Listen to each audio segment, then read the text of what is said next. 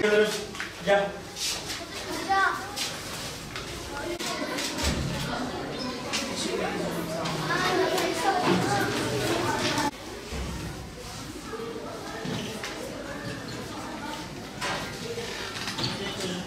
Yedinci sınıfa gidiyorum. Ahmet Abay'ım. Adım Ahmet, soyadım Aba. Takdir aldım, çok mutluyum.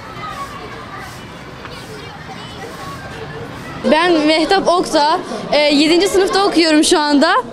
Çok çalıştım bu sene, çalışmamın sonucunu aldım, takdir aldım.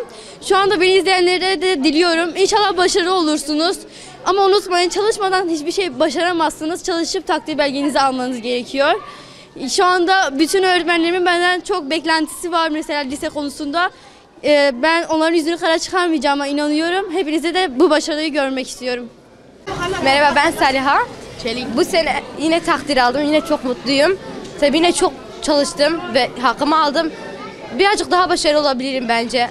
Ama yine takdir aldım. Teşekkür ederim. Onlardan öğrenmişsiniz. Sizin hepiniz çok zekisiniz.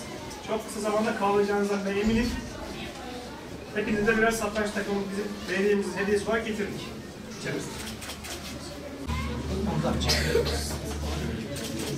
Güzel bir çalışma ortamı varsa sizin çok emeğiniz vardır. Annelere özellikle biliyoruz.